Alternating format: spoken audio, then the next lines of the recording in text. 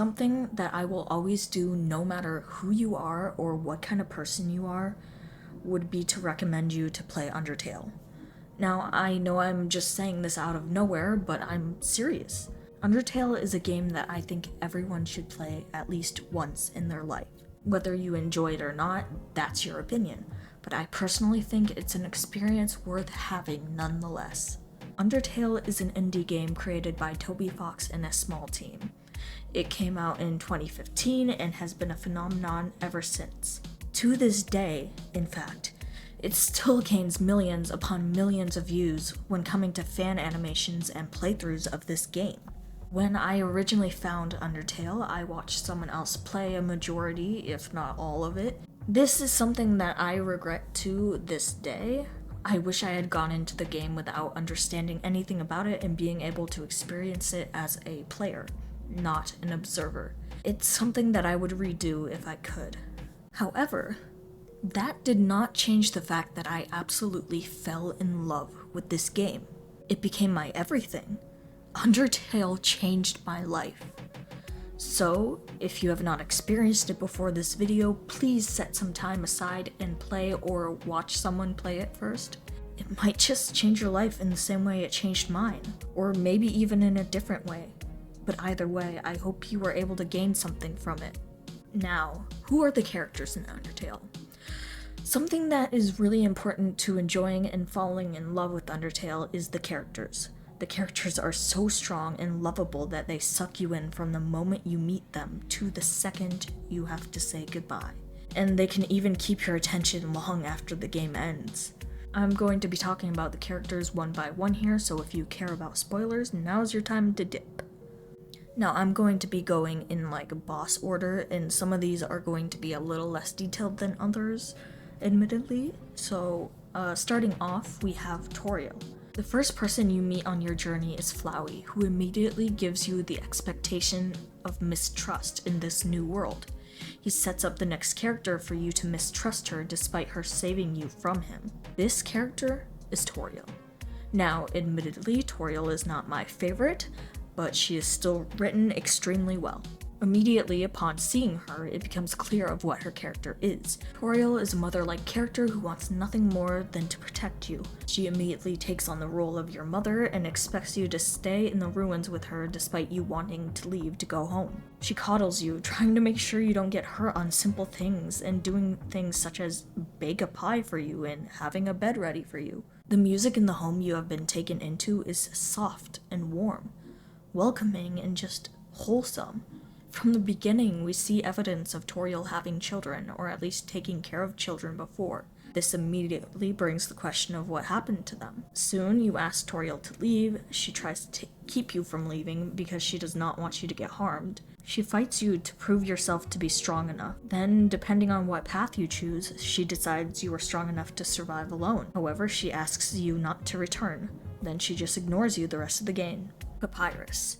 Papyrus is a rather quirky skeleton who immediately bombards you with puzzles the second you meet him. You learn rather quickly that his goal is to be a member of the Royal Guard. However, you also learn that there's just not a single evil bone in his body. It becomes glaringly obvious that this character is not a threat at all and is just simply a little goober. He loves cooking, though admittedly not very good at it. He is a lonely person who wants nothing more than to be friends with everyone.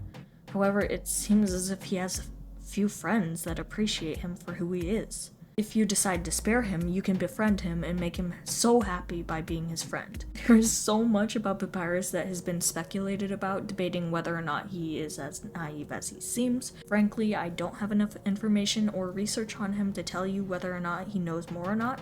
Except while writing this video, I did a little research, like by watching the scene where you go in Sans' room again, and he literally mentions Sans pranking you with time and space, so like he probably knows. But if that is something you are interested in, I'm sure there are plenty of videos and information on the internet. Undyne. God. Undyne is such a good character. Undyne is a character that you are warned about throughout your journey. She's depicted as this scary figure that wouldn't show mercy. Undyne is the captain of the Royal Guard. Her main goal in this game is to capture you so that Asgore can finally destroy the barrier and set monsters free from the underground. Now, I'm going to nerd out a little bit here because she is so well written. In a pacifist route and a neutral route, during your battle, you have the ability to run away from her. She will catch you a few times, but you will escape when she faints on the ground thanks to how hot it is in Hotland. If you give her the water, she will stand up before walking away. Okay, also right here, I know I don't have this written in my script, but did you know, like, I didn't find this out until I was watching a speedrunner play the other day. Did you know that if you empty out that water container thing, and if you come back after the game has ended, that there's a tree that, like, there's a puddle that starts to form because you're emptying the water out, and if you come back, there's a tree that grows. I have played UnderTale for so many years, and I had no idea that was a thing. God. Now, what I really want to talk about is her in her neutral and genocide route. I know that I said you can spare Undyne during neutral, but it is also possible to kill her. I actually don't know if it's possible to spare her in neutral, so don't quote me on that. The reason I want to talk about this battle in particular is because of how absolutely heart-wrenching it is. This is something I wasn't aware of or even considered until recently. I'm going to link the video I saw of it in the description below because it's an event that I feel a lot of people don't get to experience. At this point, you have killed multiple of her friends, and she sees you as the villain. Something that was so interesting to me is seeing the player slowly realizing that maybe you are the bad guy. You're killing these people, but that's usually what you do in these types of games, right? Undyne refuses to die, being infused with determination as she begins to melt from that amount of determination being within her. Monsters cannot handle determination the same way that humans can. The whole fight is just absolutely heartbreaking because in a neutral route, well, usually at this point, you are beginning to understand what the game is about. But it's much too late to change it. Genocide, or the no mercy route, that fight with Undyne is so cool. At this point, you have killed a majority of her friends, and she knows that you're not going to stop at her. You'll kill all of them. Humans, monsters, everyone. This is an interesting motif that I've noticed throughout UnderTale that multiple people say multiple times. This is something that I actually really enjoy about UnderTale because the motifs are more than just the music. Another example is But Nobody Came. This is a motif that also shows up in pacifist, neutral, and genocide. When it comes to genocide, it happens when you kill all of the monsters you are able to in an area. In pacifist and neutral, it happens when you call out for help in your final fight against Flowey. It's an interesting thing to me that I really enjoy about UnderTale. The one that I mentioned first, the humans, monsters, everyone thing, that shows up when you're fighting against Undyne and when you're fighting against Flowey in pacifist and neutral. Or maybe it's just pacifist, I don't remember. Anyway, Undyne knows that she can't afford to lose to you. You are going to destroy everything if you get past her. When you tried to kill Monster Kid, you one-shot her. Then she pulls herself together with pure determination. She becomes a stronger form of herself and fights all out against you, the true villain. When you are finally able to beat her once again, she begins to melt from the determination. It's such a saddening experience, especially since the battle is so desperate, so important. She's putting her all against you, and you are the true villain. This is the battle against a true hero. Sadly, the hero was out of her league in this game. She was never meant to win. Mettaton. Mettaton is really interesting to me because, as I've mentioned in a previous video, UnderTale was my first introduction to, like, gender roles and sexuality not necessarily being what I had been shown so far. I guess what I'm trying to say is Mettaton is glamorous and not immediately what people thought of when thinking of a male. It was eye-opening to me because, well, back then I was still discovering who I was. Honestly, I still am. Mettaton is a robot gone human killer, or at least that's what we're led to believe. We learn right before his fight that Alphys has been doing this to make herself look like the good guy. Mettaton is a performer. He put on a play that is really obvious, but okay, I'm going to admit this because I was a stupid child. I never believed him when he said that about Alphys. Like, it took me so long to realize that Alphys did, in fact, do all that he said she did. I have no idea why either. Like, all the signs pointed to it. I guess I just didn't want to believe it. Leave young me alone.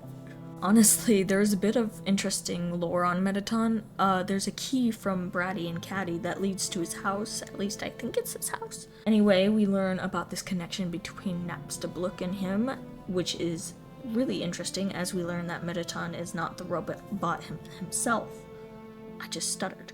He is most likely a soul controlling that body. Alphys made the body for him because he asked her to. I think they're cousins? I'm not sure on that one, so once again, don't quote me. Admittedly, I don't have a lot more to say about Mettaton, but he's still really an interesting character that I know a lot of people really, really love. Alphys. How do I put this?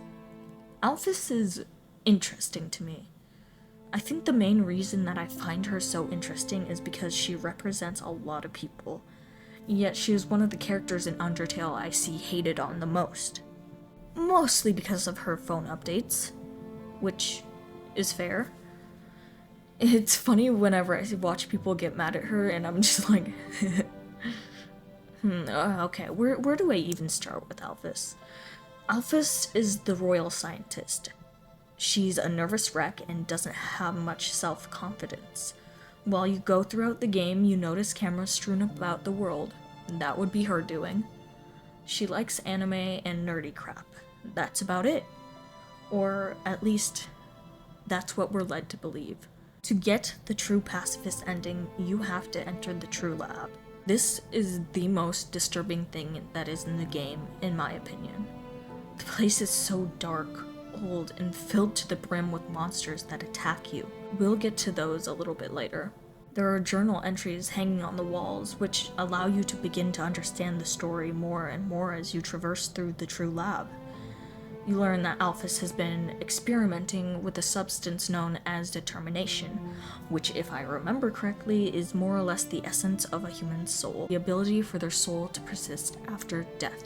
Well, determination was being injected into monsters who were dying. It seemed to work for a little bit before melting all of the sick monsters together. Alphys, instead of telling everyone what had happened, hid them away and locked herself in her lab, in fear of having to answer what happened to those people's family members. This is such a fucked up situation. Don't get me wrong, I love Alphys and I absolutely understand why she locked herself away.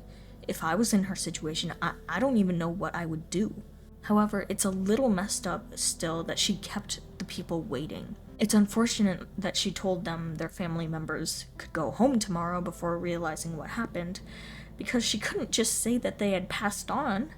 No, now it was different. Some people hate Alphys for this, and honestly, it's probably warranted. I think she's an interesting character, because she did something really messed up, but had good intentions. However, her fear got the best of her and led her to doing something that wasn't. Guys, I legit can't think of cinnamon? Oh my god, help me. I legit can't think of a synonym for that isn't very cash money of her, and I am greatly disappointed in myself. However, people are willing to forgive her despite all of this, which is something that I find exceedingly interesting. Asgore. Asgore has to be one of my favorite characters in UnderTale because of how well written he is. He is so real to me. Asgore is the king of the underground. You go throughout the game being warned about him, but at the same time everyone keeps telling you that he's a big sweetheart and probably doesn't want to hurt you. And the sad thing is, he doesn't want to hurt you, but he believes that he has to. I think Toriel honestly puts it best at the end of the game. She states that Instead of setting them free, Asgore stayed in the underground, hoping that no human would ever fall down there again. He didn't want to kill the humans, so instead of going to the surface with one soul and taking 6 others, he simply sat there, desperately praying and hoping that another soul wouldn't come down. It's his sad reality that he has to live with, because he would rather have everyone suffer for even longer, rather than going up and taking the lives of humans up there. This is really sad to me, because ultimately, he is the king. The fate of the kingdom more or less lies straight on his shoulders. But he doesn't want to kill anyone. He doesn't have a choice, though. This is why his battle is so heart-wrenching to me, because you, the player, are now determined to get past him without killing him. You've been able to so far, at least in pacifist route. So that means there has to be a way. However, when the battle begins, the first thing Asgore does is destroy the mercy button. It's an awful moment as the person playing usually lets out a surprised sound or just gasps. They'll spend a few moments, sometimes even longer, stumbling through what they can do. However, they come to the realization that they really do have to fight Asgore. Something I love about this moment is the message. A lot of UnderTale pacifist route is about acting a certain way or fighting until a certain point, and then the monsters won't want to fight you anymore. The latter is something that we tend to forget about.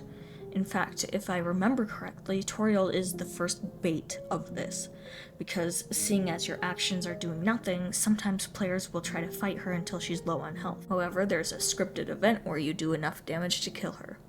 That's not very cash money of you, Toby Fox. Anyway, so either we have forgotten about it or are traumatized by it at this point.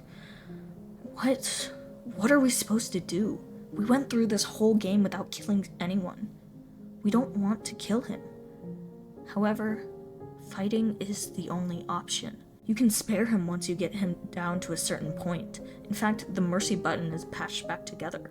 That is the message that I really enjoy about this fight. You can still be merciful, but sometimes you need to fight. Sometimes you can't afford not to fight. Some things are too important and just won't be resolved without fighting. However, that doesn't mean you can't give mercy to them once you've beaten them. Flowey. Flowey's a soulless flower. Asriel. Asriel is the son of Asgore and TheWill. He's alluded to throughout the playthrough, but you only become aware of who he is by the end, when the monsters in New Home are telling you the tale of Asriel and Kara. Also, yes, I'm saying Kara, so don't kill me. Long ago, Kara, a human child, fell down Mount Ebot. Asriel found them among the flowers, and the Dreamers decided to take them in as one of their own. Soon enough, the child became like family. We learned from some tapes in the True Lab that Kara consumed some buttercups, which are lethal. They end up getting really sick and passing on. Asriel, racked with grief, took them to see the flowers of their village. He was attacked and killed by the humans, so both children were dead. Alphys went on to creating Flowey. I believe she injected determination into his body, which caused him to be the way that he is. Oh yeah, and Flowey is an empty version of Asriel. We find out that the main antagonist of this game is Asriel. It's such a good idea because it's not just some evil dude. It's a kid who's lost and confused. His sibling died. They're gone forever. He can't cope with that and doesn't know how to react. So he does what a child would do. He throws a fit because he doesn't know how else to react. He's so afraid and he won't admit that they're gone. He won't admit that they're gone and aren't coming back. Sans. Woo, funny bone man! Anyway, how do I say this? Sans is one of the most important characters to the fandom, and how everything spiraled from that. However, that's a tale for later in the video. Sans is overall an underwhelming character. Don't get me wrong, I love Sans, but if you never play Genocide, he's just unassuming. He's a skeleton who enjoys puns and loves his brother. Interesting and cool, but compared to the rest of them, he just seems out of the way. In fact, most of the characters get boss battles, but Sans doesn't. Not in pacifist or neutral. Only in the no mercy route. That's where his character begins to fall in line. Yes, he is a funny bone man, but he's also extremely complex. We learn that on our date, with Sans, that he despises you. He actually threatens you despite being extremely cool the entire game. He tells you that if Toriel hadn't told him to protect any humans that came down here, well, he would have killed you. That's the first time a lot of people realize he may not be who he seems. If you reset the game and talk to him again in Judgment Hall, he will notice and tell you a secret password to see if you can really do that. When he learns that you can, he gives you a key that leads to his room. His room seems to defy the laws of physics. Also, Papyrus mentioned something about pranking you across time and space, so like, he's probably aware as well. You find another key which leads to a room behind the house. When you enter, there is a counter and multiple drawers. The counter is empty except for what seems to be blueprints. In the drawers, there are multiple things. There's a photo of Sans with a lot of people that Frisk doesn't recognize in the drawer. There's some sort of badge in the second one, and we are not able to read the other ones. The blueprints go to the machine. You can't read them because of the symbols they are in, but there is a machine that we can be confident that these blueprints go to. It's broken. You know, immediately it doesn't seem obvious what's going on here, but when you consider what Papyrus mentioned earlier about time and space, it becomes possible to consider this is time travel. Maybe Sans is Ness after all. Anyway, there are a lot of theories on this. I'm not sure which ones have pretty much been proven or not, but they arrived all the same. You guys should let me know your ideas on who Sans was and what you think happened. Tell me your headcanons, even if you might start a riot with them. Frisk is a child who fell down a mountain. Kara and Frisk honestly can be considered together because of how they integrate themselves into the story. Frisk is the character you play as throughout UnderTale. They are more or less, sadly, a puppet for you, the player. They will do whatever you instruct them to do, which can be either evil, good, or neutral. There are hundreds of theories on what Frisk is like or what their backstory is like, which is interesting to me because I'm not sure if they have one or not. If they do and I'm just missing it, let me know. But I believe that they are a really good way for the player, you, to feel more immersed into the story.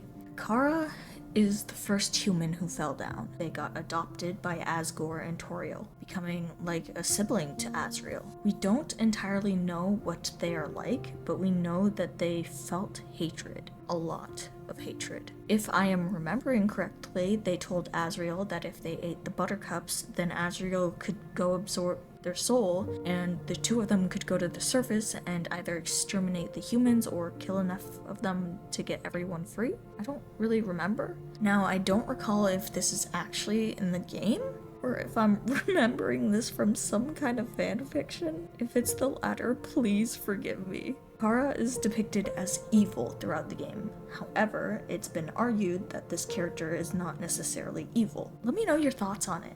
Also, for some reason, I have this vivid memory of Frisk walking over the puddle with the Monster Kid and No Mercy route, and we see Kara in their reflection. This does not happen in the game. I don't know where I got that from. The amalgamations. Something that I really want to talk about is the events in the True Lab. As I mentioned before, in the True Lab, sick monsters melted together and resulted in these melty, sad forms. I want to say that this part of the game just absolutely breaks my heart. As you go through the True Lab, you get into fights with some of these amalgamations, which is what these melted fusions are called. The reason that this is so sad to me is because, well, to defeat these guys, you have to do maneuvers that are the same as other monsters you have faced before. Not only that, but you have to do multiple ones of different monsters because multiple ones of them melted together. They are the family members of those monsters, after all. Most of these are messed up and sad, but God, this one is just heartbreaking.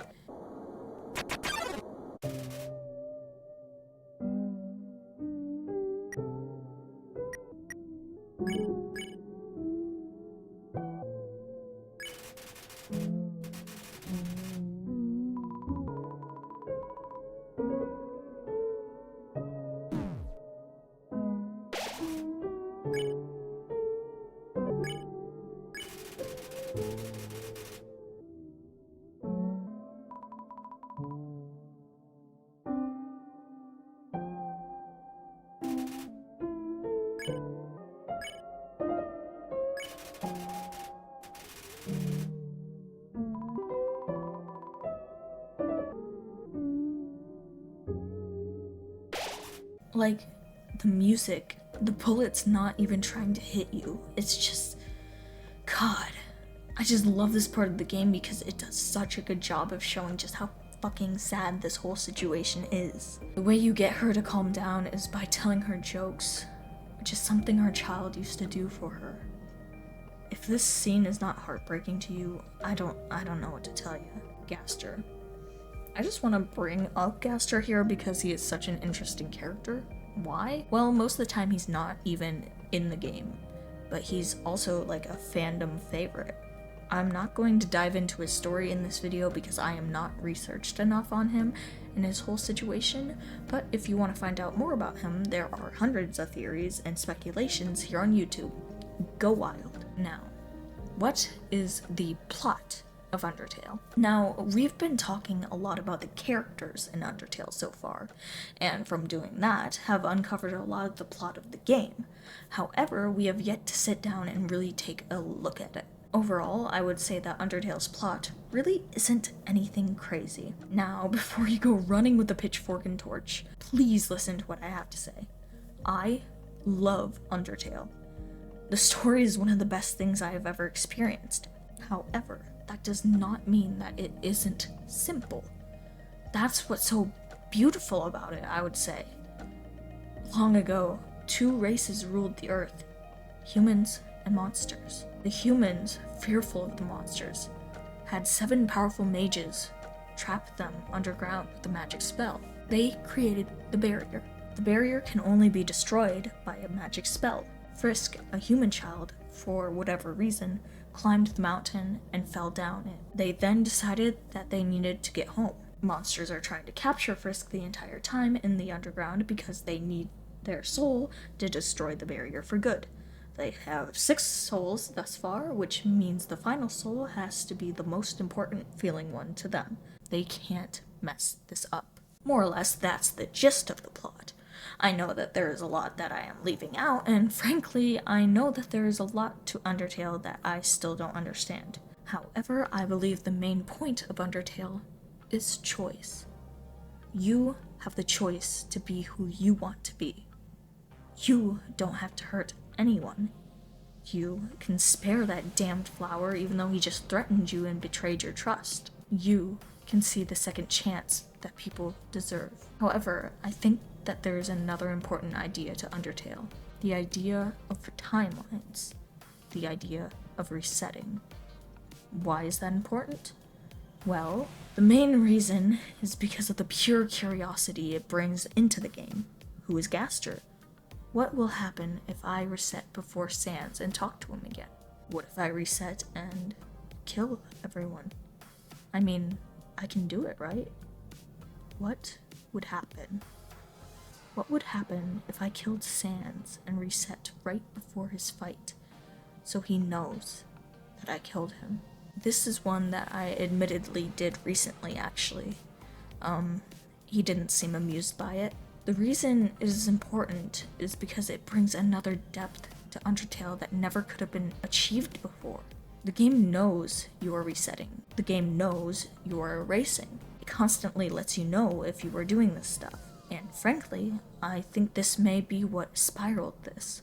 How that spiraled into what it is today. A big component I want to talk about here is the fandom of UnderTale. Boo! Boo! I know.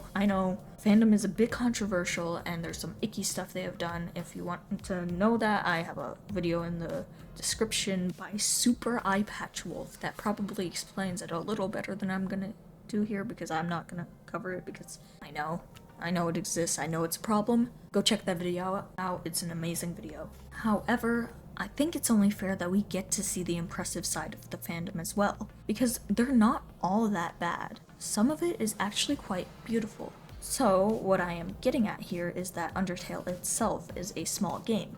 However, the fandom is so much bigger than that. Usually, yes, this is how things work. However, UnderTale's case feels different in my eyes. Something that Sans will mention to you in your No Mercy route is that timelines will go out of whack before disappearing because of your actions. Now, that's interesting to me. Timelines are where different actions are taken, creating a different reality, a different timeline, you know? Like, instead of pooping, you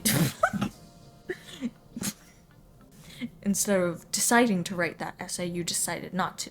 And whether that be the smallest action or the biggest action, it can get a little messy when you think about it, so don't try too hard or you'll hurt your head like I did. Well, I know that somewhere, somehow, someone decided I want more UnderTale, so they made it. From what I am reading on Wikipedia, so don't quote me on this, is that one of the first AUs created was UnderTale. The reason this happened was because somebody loved UnderTale so much and didn't want to let go quite yet. Because despite it being a good 10-hour playthrough the first time I played it, at least, it might have been different for other people, it's just not enough when you fall in love with it. Someone decided, what if UnderTale, but edgy? Boom, UnderTale. Not only that, but what if UnderTale, but personality swapped and a bit more cheerful? Bam, Underswap. It didn't stop there either.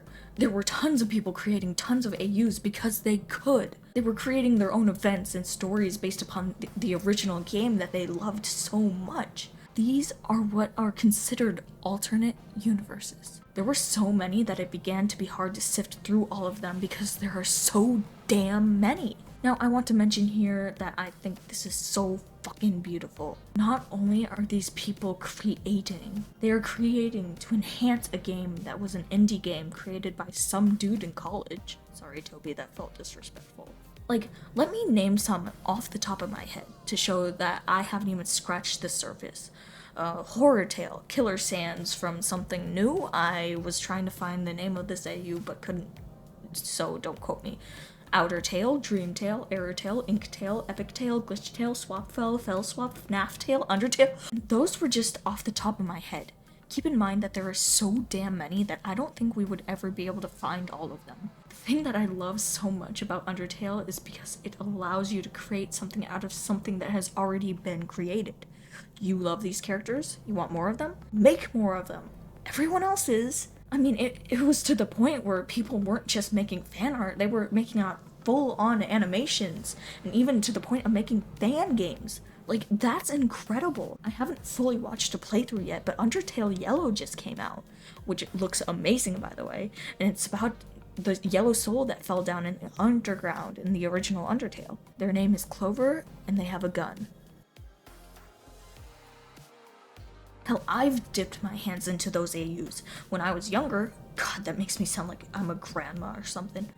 I made an AU. I haven't touched it for a while, but the fact of the matter is that I was so excited about this game and about the community that I was pushed to create something that I would have never even attempted before. Then, someone went, there's all these AUs, what if one multiverse?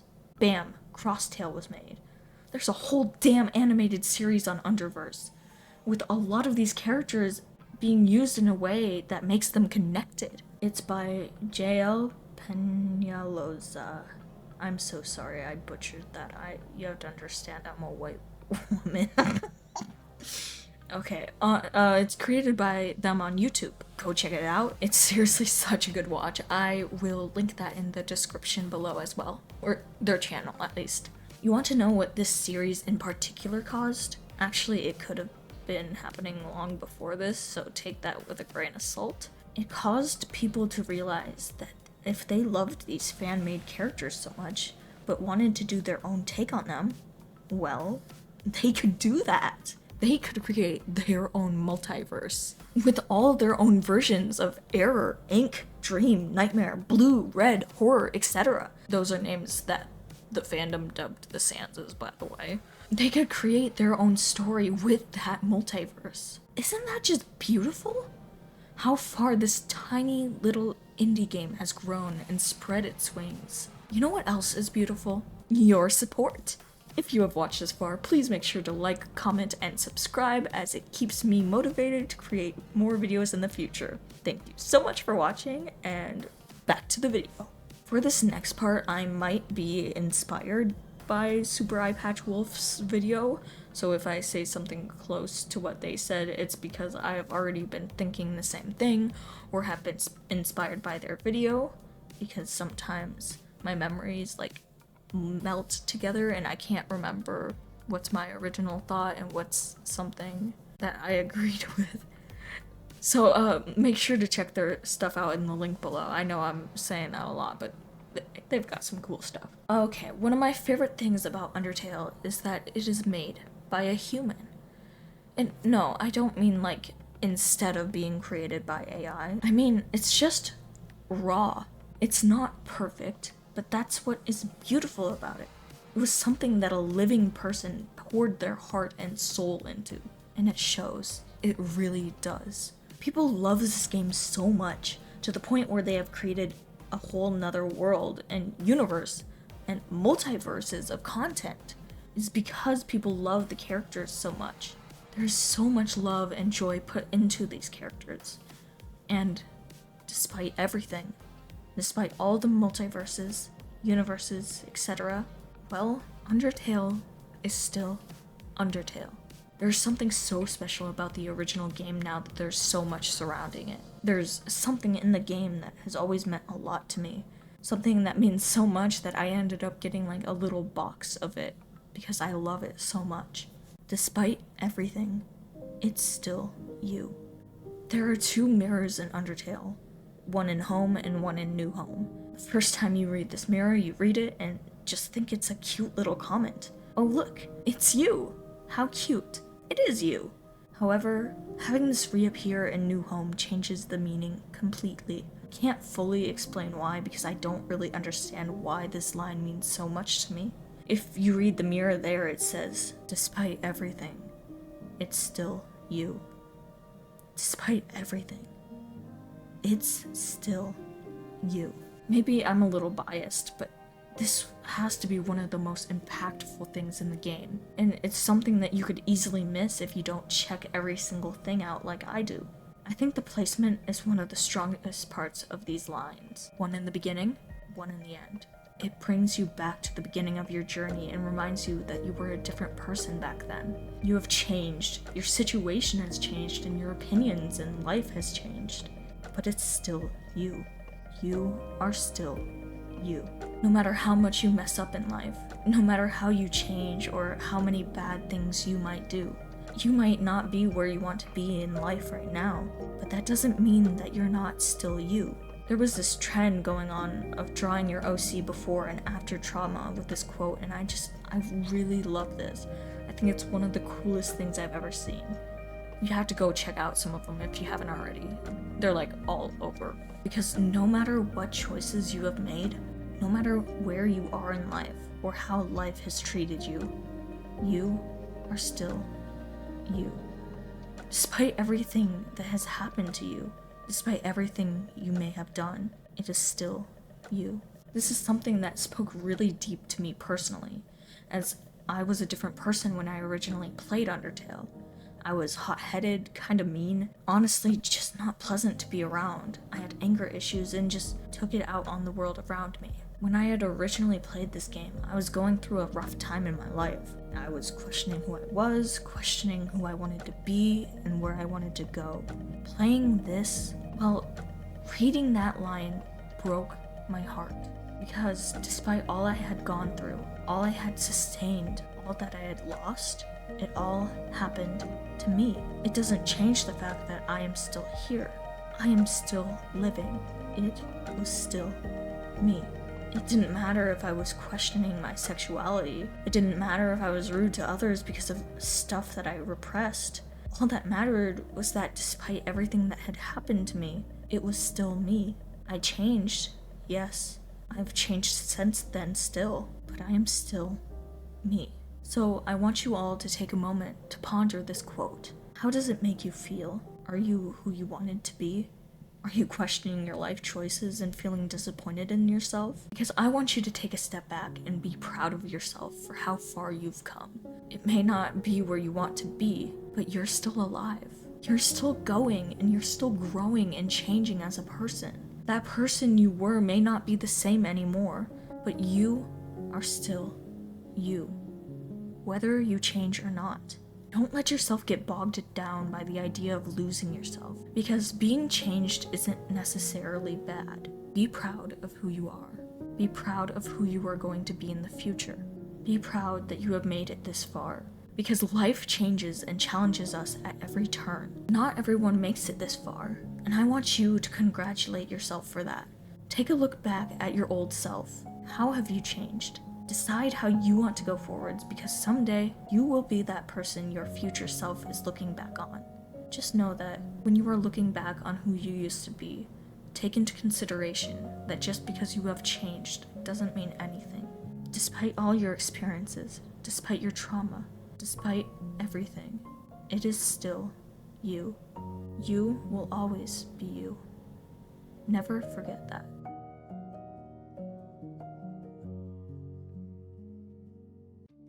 Okay, I know that video was a lot longer than usual, but I've been wanting to do something like this for a while. I love UnderTale so much and hold so much love in my heart for it. I couldn't just not talk about it. So here I am, gushing about it. You're welcome. Anyway, thank you guys so much for watching. Please remember to like, comment, and subscribe because that keeps me motivated to keep making videos in the future. With that being said, I hope you all have a wonderful day. Please remember to like and subscribe again, and I will see you all next time.